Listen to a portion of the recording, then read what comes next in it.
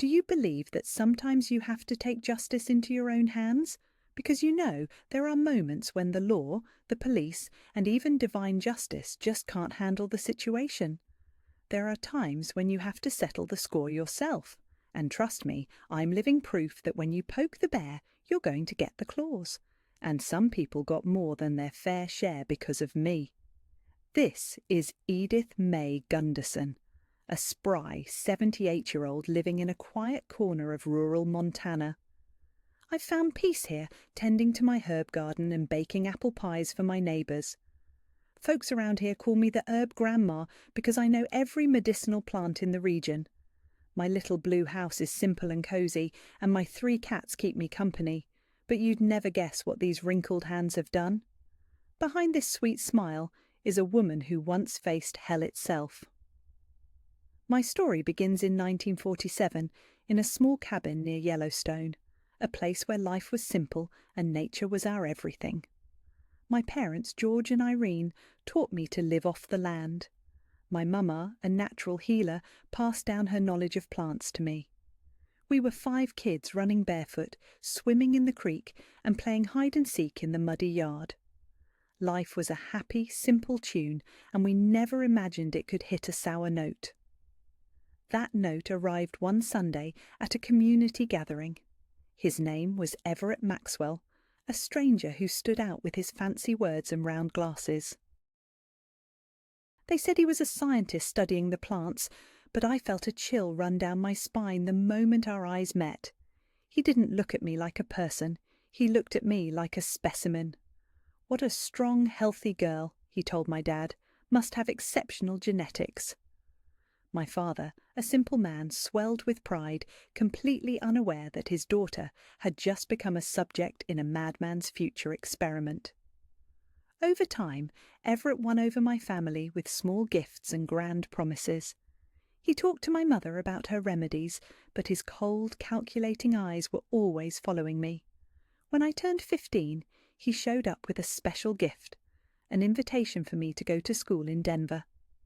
"This girl has too much potential to stay buried in this backwater," he told my parents. They, dazzled by the idea of a better future for their oldest daughter, tearfully agreed. My mama packed my bag with pride, believing she was sending me to a bright new life. If only they knew they were sending me to hell disguised as a home. That car ride wasn't a journey to a new life. It was a one-way trip to a nightmare. We never reached Denver. Instead, Everett took me to an isolated property surrounded by dense forest, where a small laboratory was attached to the main house. "Welcome to your new home, Edith," he said, his smile never reaching his eyes. "Here, you won't just be a student. You'll be part of something much greater, something that will revolutionize science." He called himself a brilliant, misunderstood genius who was kicked out of a university for his advanced methods. He told me that to truly understand human behavior, he needed real-life experiments, and I, Edith, was going to help him prove that he was right. I had become my own husband's guinea pig, and his twisted love was just a sick scientific experiment. For a while, I almost believed him. He really did teach me math, science, history. I learned to read and write better than anyone in my old settlement. For a brief moment I thought he might actually want to help me, but that hope died when I turned 16. I met a boy, Arthur, who worked on a neighbouring property. We shared shy glances and stolen smiles. One day, Everett caught me talking to him. He said nothing then, but that night his controlled voice was more frightening than any yell. "You've disappointed me, Edith. I see you're just a country girl like any other, thinking about boys instead of taking advantage of the opportunity I've given you." It was the first time he locked me in the basement, a dark, damp room with a thin mattress on the floor. I stayed there for 3 days with only water and cornmeal. When I came out, I swore I'd never look at Arthur or any other boy again. At 17, the nightmare truly began. Everett announced we would be married. Not a request, but an announcement. "I've already arranged the documents. Your parents have given their blessing by letter." I was isolated, without a voice or a choice. And so, in 1964, I became Mrs. Edith Maxwell. It was after the wedding that the mask of the benevolent teacher fell away completely. He showed me his true project, studying the limits of human resistance to trauma inflicted by close loved ones. He wanted to document the process in real time, controlling every variable. He started with simple experiments: sleep deprivation, diet changes, social isolation. He wrote down every one of my reactions in his black-covered notebooks. He measured my blood pressure, my weight, and the frequency of my tears. I was nothing but data. Then I got pregnant. Everett was ecstatic, not as a happy father, but as a scientist who had just received new equipment. "Now we can expand the experiment to a second generation," he exclaimed. My 4 children, Owen, Zelda, Jeremy, and little Catherine, were born, and while I loved them more than anything, he saw them as new subjects for his sick experiments. When Owen turned 6, Everett explained the new phase. "Edith will be the main subject. You will be the stimulus agents. I will be the observer." My children looked to me for an explanation, but what could I say? I barely understood the horror myself. The next day, it began. Everett transformed a room into a laboratory. My own children were forced to pinch me, pull my hair, and give me small shocks. The worst part wasn't the physical pain, it was seeing my children being transformed into monsters against their will. He constantly threatened them. If they refused, they would be punished. If they showed too much empathy, they would be isolated in the basement. He kept repeating, "It's for the good of science." Zelda became cold and distant, a robot carrying out his orders. Jeremy resisted and was severely punished. Catherine, the youngest, believed she was helping me. Owen was the most complex, alternating between revolt and submission. Years passed like this, an endless cycle of clinical horror documented in dozens of black notebooks. I was no longer a person in his eyes, but a series of reactions, and my poor children were becoming miniature versions of him. But one night in 1977, after 15 years in that hell, I noticed a flash of humanity in Owen's eyes. It was at that moment that I understood I had to stop trying to escape. My uncontrolled anger was just more data for him to analyse. I needed to transform it into something he couldn't detect or study, something cold, calculating, and patient. From that night on, I became more submissive on the outside, but on the inside, my will was stronger than ever. Each humiliation was a lesson. I learned to separate my mind from the physical pain and began to observe everything: his routines, his weaknesses, my children's behaviour. I focused on Owen, working to reclaim the humanity Everett had tried to steal from him. I whispered to him that what was happening wasn't his fault, that his father was sick, and that one day we would get out. My rage had transformed into a refined, precise determination, a quiet promise that Everett Maxwell would pay for every second of our suffering. My anger wasn't chaotic anymore. It was cold, patient, and precise. It was everything he couldn't detect or study. From that day on, I channeled my rage into a single purpose. Every act of pain, every humiliation he inflicted was a lesson in his methods. I learned to separate my consciousness from the physical pain, a technique I learned from my mama. This allowed me to endure his increasingly severe experiments with a clear mind and observe everything: his routines, his weaknesses, and my children's behaviour. I saw a glimmer of hope in Owen, my firstborn. At 12 years old, he had participated in the experiments for so long that he was on the verge of normalising the horrors. But unlike his sisters, Owen still had moments of internal conflict, a fleeting look of guilt after each session. It was on him that I decided to focus my efforts. I began a silent communication with him, a gentle touch, a meaningful look, a small smile of understanding. When we were alone, I'd whisper, "It's not your fault, son. Your father is sick. What happens here isn't normal." Over time, my persistence broke through his emotional barriers. While working on Owen, I never stopped looking for an escape. I collected every piece of information I could: the property's location, Everett's routines, and the keys he kept. But escape was not enough. I knew he would find us again, and I was determined to stop him for good. The anger inside me had transformed into a precise determination to ensure that Everett could never do this to anyone else. The key to everything was the notebooks, his damned black notebooks. They were the evidence I needed.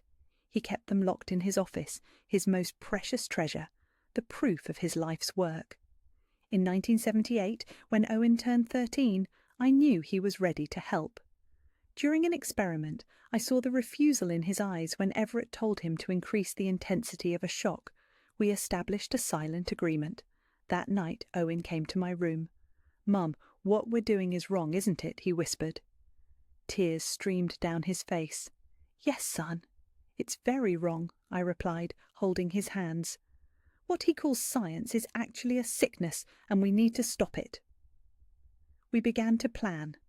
The opportunity came when Everett announced a 3-day trip to Denver. Owen found the key to the office, and we saw them. Over 50 black notebooks documenting 15 years of systematic torture. "He's completely crazy," Owen whispered, his voice trembling.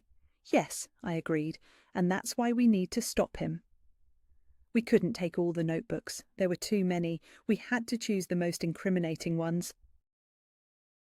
But as I read the horrifying records, something in me changed.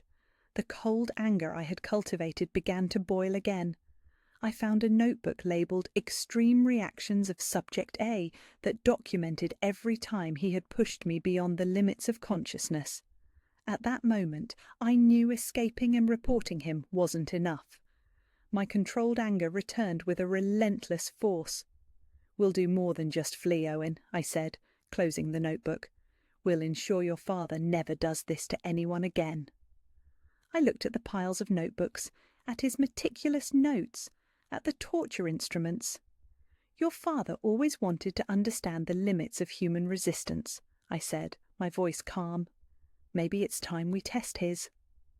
My anger had transformed into a crystalline certainty. Everett Maxwell would become the subject of his own final experiment. Everett's predictability was my first ally. He woke at 5:30 a.m., had coffee at 6:15 a.m., and worked until noon.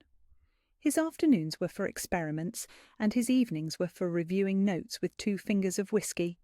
He believed his intellectual superiority was absolute, never imagining a country girl like me could outsmart him. My second ally was his pride, and the third his obsession with his notebooks. With Owen's help, I began to map the property. It was 25 miles from the nearest town, Pinewood, and the only way in was a gated private road. As our plan developed, I realised that escaping with the evidence wasn't enough. The anger that had been simmering for years demanded more.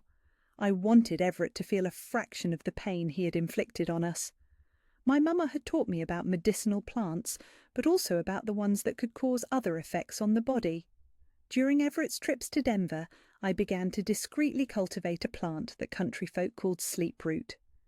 In small doses, it was used to treat insomnia, but in larger quantities it caused temporary paralysis, leaving a person conscious but unable to move.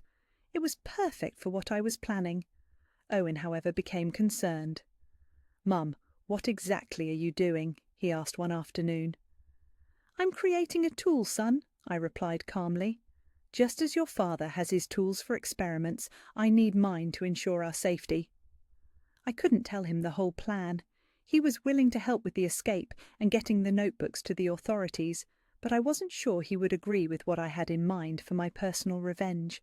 For months I refined the sleep root extract, testing small doses on myself to get the concentration just right. In parallel, Owen and I worked on the escape logistics. The best opportunity was during Everett's scheduled trip to Denver in November 1978. He'd be gone for 3 days to buy new equipment. We planned to take the old farm truck, which was slower but could handle the back roads his main car couldn't. I calculated the time to Pinewood, 3 hours. From there, we'd catch a bus to Denver and find the police. But our plans changed drastically in October 1978, when Everett announced an evolution in his experiments. At dinner, with that maniacal gleam in his eyes, he declared that the next sessions would involve more severe stimuli with the risk of permanent damage. Then, with the coldness of discussing the weather, he said, "Naturally, we'll need control subjects for comparison. Zelda and Jeremy will participate in this phase as secondary guinea pigs." My blood froze. It was one thing for him to torture me, but to expand his experiments to my other children, it was completely different. That night, Owen came to my room, pale and trembling. "Mum, he's really going to hurt Zelda and Jeremy," he whispered. "We have to do something now. We can't wait until November." He was right. Our timeline had to be accelerated, but that meant more risks and less time for the secret part of my plan. In the following days, I refined the final details. I selected the most incriminating notebooks, and Owen hid a waterproof bag with supplies near the road. The hardest part was the decision about my other children. Zelda, at 11, had become an extension of Everett's twisted vision of science. Jeremy, 9, was filled with terrified submission, and Catherine, 7, hardly knew another way of life. I couldn't risk telling them. Zelda might warn him, and the younger ones might let something slip.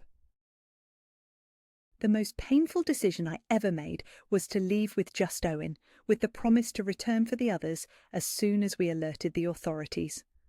But there was something more I didn't share with Owen. I had prepared enough sleep root extract for what I planned to do on the night before our escape. I would put the extract in Everett's whiskey. Once he was paralysed, conscious but unable to move, I would take him to the laboratory.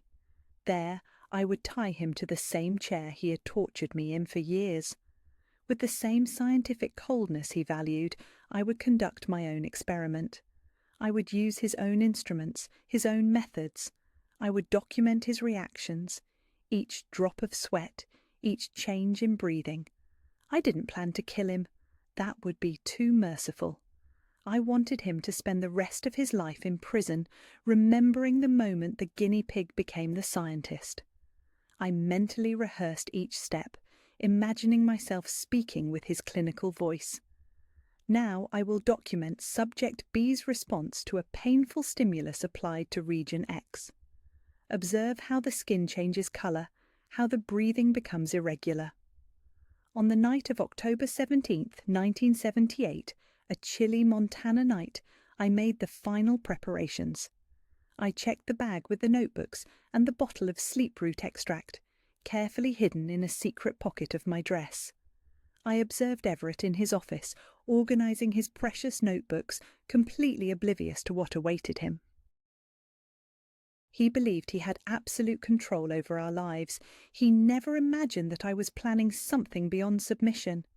At 9:43 p.m, I put 3 drops of sleep root extract in his whiskey. I watched as he, following his immutable routine, sat at his desk and took the first distracted sip without taking his eyes off his notebooks. At 31 years old, after 15 years of torture, I was finally about to turn the tables. Owen whispered to me from the dark hallway, "Mum, everything's ready. The bag is hidden and I checked the truck. We should leave when he falls asleep, right?" I nodded without taking my eyes off Everett. Owen didn't know about the first part of my plan. For him, we would simply wait for the scientist to sleep and then flee.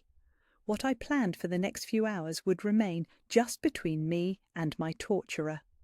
"Go to your room now," I instructed Owen. "Pretend you're sleeping. I'll come get you when it's time." As my son walked away, I continued to observe Everett, waiting. I watched as the sleep root took hold. His pen trembled, his eyelids fluttered. He tried to stand, but his legs gave way, and he fell back into his chair, a look of growing confusion and panic in his eyes. He saw me enter the office, but when he tried to speak, only inarticulate sounds escaped his throat. "The sleep root is taking effect," I explained in the same clinical tone he always used. You're completely conscious, can feel everything, but can't move or speak. Just like I felt so many times, tied to that chair in your laboratory. His eyes widened in terror as he slipped from the chair onto the floor, his mind lucid, but his body a useless weight. With a strength fueled by 15 years of rage, I dragged him down the hall to the laboratory and strapped him into the central chair, the same one where I had suffered countless times. I turned on the lights, prepared his recorder, and began to organise the instruments. You always said science requires sacrifices, I commented, picking up one of his small tools. Today, you'll finally have the opportunity to personally contribute to your research. I positioned myself in front of him, just as he did with me, and spoke into the recorder. Subject B, male, 56 years old. Experiment on role reversal and empathetic understanding of pain. I saw the terror in his eyes as he heard his own words and methodology used against him. I applied a small device to his index finger, a favourite of his for initial sessions. He couldn't scream, but tears streamed down his face. Fascinating, I commented, using his characteristic expression. The subject demonstrates an intensified response, suggesting low pain tolerance. For a full hour I conducted my experiment, using only the instruments that wouldn't cause permanent damage. I wanted him to live, to face justice and spend decades in prison. I maintained constant eye contact with him, wanting him to see not just anger, but the cold, calculating determination that he had taught me. When I was done, I leaned close to his ear. 15 years, I whispered. You tortured me for 15 years. You forced my children to participate. You documented our suffering as if we were lab rats. I picked up one of his notebooks, the one with his plans for Zelda and Jeremy. This ends today, I continued. Your precious notebooks, your great contribution to science, will be handed over to the authorities, and this recorder, with the record of your first and last experiment as a guinea pig, will be the cherry on top. I took a syringe I had prepared with a second dose of sleep root extract. This will keep you paralysed for another 12 hours, I explained, as I injected the liquid into his arm. Enough time for us to be far away from here when you regain movement. His eyes begged, but I gave him the truth he always denied me. You believed you were creating a scientific masterpiece, but all you did was meticulously document your own crimes. Each note, each record, each photograph you took will be used to condemn you. The irony is almost scientific, don't you think? I stood up and carefully cleaned and arranged his instruments, just as he would have done. I almost forgot, I said, taking his notebook and a pen. I opened it to a blank page and wrote in a handwriting similar to his, "Final experiment." When the researcher becomes the researched, conclusion. Pain is more revealing when experienced than when observed. I placed the open notebook on his chest. A small souvenir for when you wake up, something to reflect on during the next few years in prison. I left the laboratory and went to Owen's room. He was sitting on the edge of the bed, anxious. "It's time," I whispered. "And Dad?" he asked. "He drank more than usual today," I lied. "He's in a deep sleep. He won't wake up until morning." I spared him the burden of knowing the truth. What happened in that laboratory would remain just between me and Everett. Before we left, I stopped at the doors of my other children's rooms. "We'll come back for you," I silently promised. We retrieved the bag with the notebooks and the recorder from its hiding place and boarded the old farm truck. I instructed Owen to drive as quietly as possible. As we drove away, I looked back at the house, a single light on in the office where Everett's final experiment had begun. I felt a mix of relief, pain, and a grim satisfaction that the roles had finally been reversed. We drove for hours, following the roads I had studied so many times in my mind. The sun began to rise as we reached Pinewood. "We made it, Mum," Owen said, tears in his eyes. "Yes, son," I replied, "but this is just the beginning." We went to the local sheriff's office. Sheriff Tom Walker received us with suspicion, which quickly turned to horror as he read the notebooks and listened to the recording. "Ma'am, these are very serious accusations," he said, his face pale. "This is a full documentation of the experiments my husband conducted on me and forced my children to participate in," I said. "And there's more." I played the recording of my experiment. After a few minutes he turned it off, visibly disturbed. "And your other children are still there with him?" he asked. "Yes," I replied. "That's why we need to act quickly." In the following hours, the small office became the centre of a police operation, with reinforcements called from Denver. Owen and I were taken to a local clinic for examination. The doctor was shocked by the scars on my body. "I've never seen anything like this," he murmured, documenting each mark for the police report. By nightfall, we received the news. The police had arrived at the property, found Everett still tied to the laboratory chair, and rescued the 3 children. They were all on their way to Pinewood. When I finally saw them entering the sheriff's office, I couldn't contain my tears. Zelda, Jeremy, and Catherine seemed confused, frightened but unharmed. They ran into my arms. Even Zelda, who in recent years had become so distant and cold. "He said you had abandoned us," sobbed Zelda, "that you didn't want to be part of the family anymore." "Never," I replied, hugging them tightly. We left to seek help, to end that nightmare once and for all. Over my children's heads, I saw when 2 police officers brought in a handcuffed Everett. He seemed smaller somehow, without his white coat and authoritative posture. Our gazes met, and I saw something I had never seen before in his eyes. Fear. Genuine fear of me, the woman he thought he had completely broken, but who ended up being his downfall. "That man," began Sheriff Walker, approaching us. "He's not a man," I interrupted. "He's a monster, disguised as a scientist, and now the whole world will know it." In the following weeks, the case gained national repercussion. Journalists from all over America came to Denver, where we were staying under police protection, to hear the story of the Montana Laboratory of Horrors, as it was called by the press. Everett's notebooks were examined by specialists who confirmed the authenticity of the records. The recordings, both those made by him over years and the one I made on the night of the escape, were attached to the case. The medical reports documenting the marks on my body and the psychological trauma in all of us completed the macabre puzzle. Everett was indicted for torture, false imprisonment, mistreatment, psychological abuse, and a list of other crimes. He initially denied everything, claiming it was legitimate scientific research with the participants' consent. But the notebooks written in his own handwriting told a different story. The trial took place in Denver 6 months after our escape. I was there sitting in the front row when the sentence was read, 30 years in prison without possibility of parole. I didn't smile, didn't celebrate. I just observed as he was taken out of the courtroom, now officially recognised as the monster he always was. That night, staying with my children in a small inn in Denver, I looked out the window at the Rocky Mountains and felt for the first time in 15 years that I could breathe freely.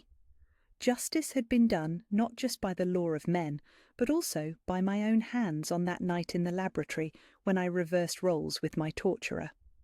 Everett Maxwell, the man who believed he could reduce human beings to mere data in his notebooks, was now just a number in the prison system. And I, the guinea pig he thought he had completely broken, was responsible for his fall. After the trial in 1979, we began a completely new life. With the money from the sale of Everett's property, which came to us after the divorce, and a small indemnity from the state, we moved to Pinewood, Montana. I chose this town because it was far enough from our painful memories, but still within the Montana region that, despite everything, was our home. We bought a simple wooden house painted light blue with a view of the creek. In the first few months we all slept in the same room. The 5 of us piled on mattresses on the floor, unable to bear separation, even if just by a wall. The fear that Everett would somehow escape and find us haunted our dreams. But gradually, with the certainty that he was securely locked in a maximum security prison in Denver, we began to relax. The children were enrolled in the local school for the first time in their lives, for the younger ones. I found work as an assistant at the town pharmacy, where my knowledge of medicinal herbs was valued. The most surprising transformation was in my sleep. For 15 years under Everett's domain, I could barely close my eyes without being assaulted by nightmares. I would wake up screaming in a cold sweat, reliving the experiment sessions. But after that night in October 1978, when I finally delivered justice with my own hands, the nightmares gradually diminished until they disappeared completely. "You're sleeping better, Mom," observed Owen about a year after our move. He himself still had occasional nightmares, but was improving. "Yes, son," I replied, because now I know he's experiencing the same fear he made us feel. Justice brings peace. Our new life in Pinewood was simple but dignified. I planted a small garden behind the house where I cultivated the medicinal herbs I had learned from my mother. People from town began to seek me out for small health problems: an infusion for stomach pain, a tea for insomnia, a pus for wounds. The herb lady, they called me with respect. No one there knew about our past. For them, we were just a family from elsewhere looking to start over. And that was exactly what we needed. Anonymity, normality, a space to heal our wounds without the weight of the notoriety the case had brought. Years passed. The children grew up. Owen, who had been my accomplice in the escape, graduated as a teacher and began teaching at the local school. Zelda, who for so long was the most affected by her father's manipulation, found peace working as a nurse. Jeremy became a forest ranger, spending long days in the wilderness. Perhaps nature helped wash away the memories, and Catherine, my little one, followed in my footsteps, learning about medicinal plants and eventually opening her own natural products store. In 1985, I received a letter from the lawyer who had handled our case. Everett had died in prison, not violently, but from a degenerative disease that gradually paralysed him. I found myself wondering if in his final days, immobile in an infirmary bed, he remembered that night when he experienced the same impotence he had imposed on me for so many years. I felt no joy at the news of his death, but no grief either, just a sense of closure, like closing the last page of a dark book. I didn't immediately tell the children. Each of them dealt with the memory of their father in their own way, and I didn't want to reopen healed wounds. It was Owen who finally asked about 2 months later, "Mum, do you think we'll ever receive news of him?" We were sitting on the porch, watching the sunset over the creek. I looked at my son, now a 20-year-old man, and decided he deserved to know the truth. "We already have, son. He died 2 months ago." Owen was silent for a long time, his eyes fixed on the horizon. Then finally he spoke. "You know, Mum, sometimes I wonder what really happened that night when we escaped. I felt my heart race." "What do you mean? You said he was drunk, sleeping, but when the police found him he was tied to the laboratory chair. How did he get there?" We had never talked about this. In the confusion of subsequent events, the rescue of the other children, the trial, the move to Pinewood, this question had never been directly asked. I looked into my son's eyes and saw that he knew, or at least suspected, that there was more to the story than I had told. He was too intelligent not to have noticed the inconsistencies. "There are things a mother does to protect her children," I finally replied, "things that are better not spoken aloud." Owen nodded slowly. "He deserved it, whatever happened." "Yes," I agreed, "he deserved every second." That night, lying in my comfortable bed in the blue house in Pinewood, I reflected on the journey that had brought me there. From the innocent girl from Yellowstone to the guinea pig in a laboratory of horrors, and finally to the woman who took her destiny into her own hands. I didn't regret anything I had done that October night. Justice sometimes needs to come from the hands of those who were wronged. Over the years I built a new identity. Miss Edith, the healer of Pinewood, respected for her knowledge of forest plants. My hair turned grey, lines formed around my eyes, but inside there was a strength no one could take from me. the strength of someone who faced the worst kind of monster and emerged victorious. My children formed their own families, grandchildren arrived, bringing the joy I thought I would never experience again. At family gatherings, when we were all gathered around the table, I looked at those smiling faces and thought about how much we had overcome. None of them knew exactly what happened that night when I reversed roles with Everett. It was a secret I would take to my grave. As I aged, people saw me only as a sweet and gentle grandmother, an expert in teas and natural remedies. No one would suspect that these same hands that now prepared healing infusions had once delivered an unforgettable lesson to a torturer, that this calm and comforting voice had once coldly narrated a revenge experiment. In 1998, at 51 years old, I received an unexpected letter. It was from the warden of the prison where Everett had served his sentence until death. During a reorganization of the archives, they found a letter he had written shortly before dying, addressed to me. For days the letter sat on my table untouched. I didn't know if I wanted to read his last words. What could he say that would change anything, that would justify years of torture, that would erase the horror he imposed on me and our children? Finally, on a quiet night, I opened the yellowed envelope. "Edith," the letter began, with the trembling handwriting of someone already affected by disease. "When you read this, I will already be dead. The disease consuming me is relentless, a progressive paralysis that started in my legs and now reaches my lungs. The doctors say it's coincidence, but I know it's poetic justice." The letter continued, not with requests for forgiveness or justifications, but with a surprising confession.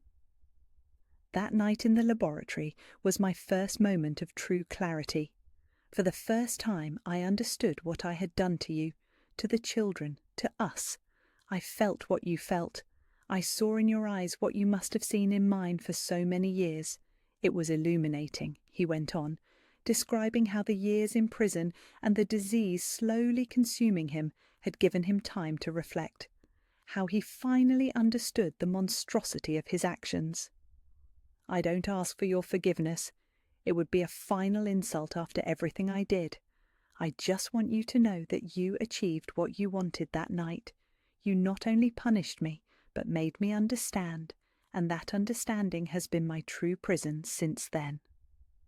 The letter ended with a line that made my heart stop for an instant. "Your final experiment was the only one that produced valid scientific results. Pain truly is more revealing when experienced than when observed." He had read what I wrote in his notebook that night and apparently had understood the lesson. I burned the letter that same night. There was no reason to keep his words, to give him any space in my current life. But somehow knowing that he had understood, that my act of revenge had penetrated his distorted mind and brought clarity, brought a final satisfaction I hadn't expected to feel. In the years that followed, I continued my peaceful life in Pinewood. The herb lady became the herb grandma as white hair completely dominated my head. My grandchildren grew up hearing stories about Montana plants and Native American legends. Never about laboratories of horror or cruel experiments. That past was buried as deeply as Everett. The peace I found didn't come from forgiveness. I never forgave Everett and never felt the need to do so. It came from the certainty that justice had been done by my own hands and by the laws of men, that my children were safe, healed as much as possible from the scars they carried, and that I had survived, not just as a victim, but as the architect of my torturer's downfall.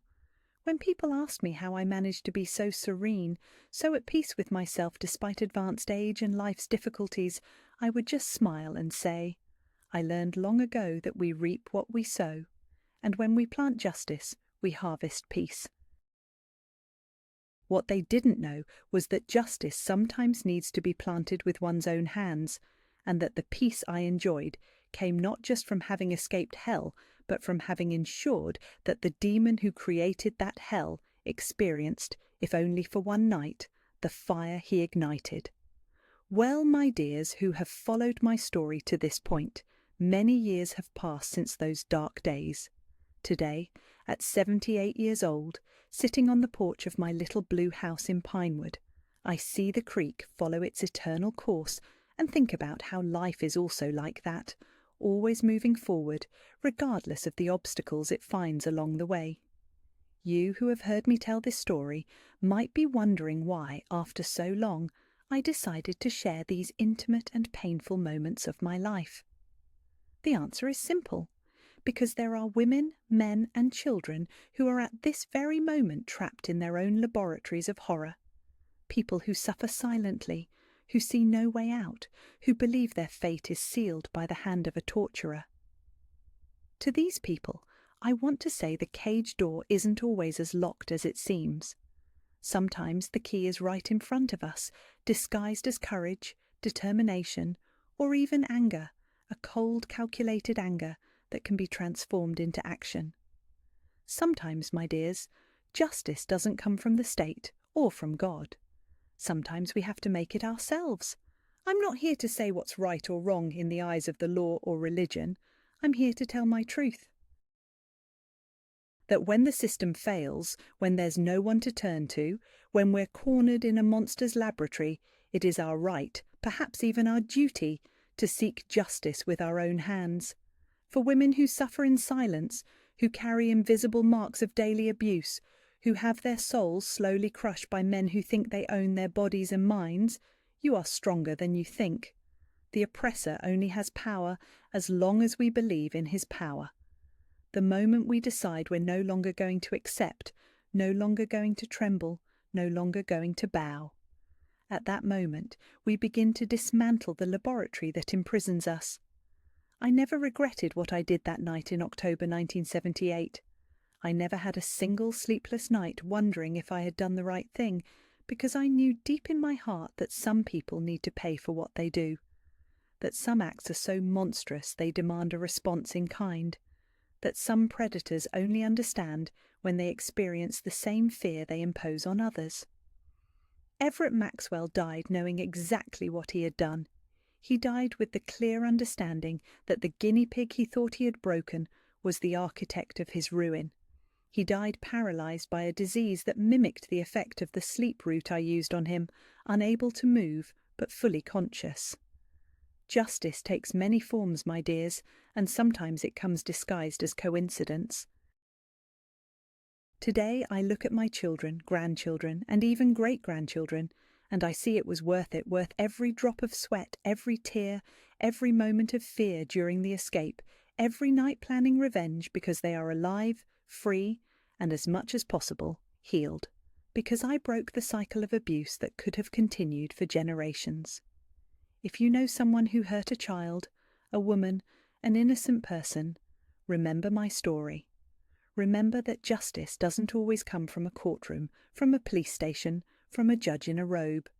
Sometimes justice comes from the callous hands of a woman who decided enough was enough, who decided to transform 15 years of pain into a single night of role reversal, who decided her torturer needed to understand in his own skin the true meaning of his experiments. Share this video so more people know that justice can come in unexpected ways, and if you've made it this far, write in the comments, "Justice was served." That shows me who really understood my message. I'm not ashamed to say I delivered justice with my own hands. I'm not ashamed to admit I saw terror in Everett's eyes that night and felt satisfaction. I'm not ashamed to confess that when I learned of his death by progressive paralysis, I thought life's sleep route finally caught up with him. Because, my dears, what he never knew is that on that night when I applied to him the same instruments he used on me for years, I wasn't just seeking revenge, I was closing a chapter. I was ensuring that even if he escaped prison one day, he would never have the courage to approach me or my children again. The fear I planted in him that night, the fear of me, the guinea pig who became scientist, was so deep that he carried it to his grave. And me, I sleep like an angel every night since then, because I know I did what had to be done, because I know my children are safe, because I know Everett Maxwell, wherever he is, still remembers the night when the guinea pig turned the tables. Justice, my dears, sometimes has the face of an ordinary woman with hands calloused from working hard, with eyes that have seen hell, and with the determination of someone who has nothing more to lose. Justice sometimes is ourselves, and if that makes me a criminal in the eyes of some, so be it. I'd rather be a living criminal with healthy children and a clear conscience than a perfect victim dead in a laboratory of horrors in Montana. Life taught me that liberating justice rarely comes without a price. I paid mine. Everett paid his, and here I am decades later sharing my story so other people find the courage to break their own chains, whatever way necessary. In the end, everyone knows the pain they carry, everyone knows the limit of what they can endure, and everyone needs to decide for themselves when the time has come to say enough. Today, justice will be done by my hands. Thank you for listening, my dears. May my words find those who need them. Don't forget to subscribe to Grandparents' Tales and like this video if it moved you. Comment below where you're watching from. I love connecting with all of you who have become part of our growing community. And may justice in one form or another reach all those who cause suffering to the innocent. Because in the end, as we say here in Montana, not every rattlesnake dies from a gunshot. Some die strangled by their own body when they try to swallow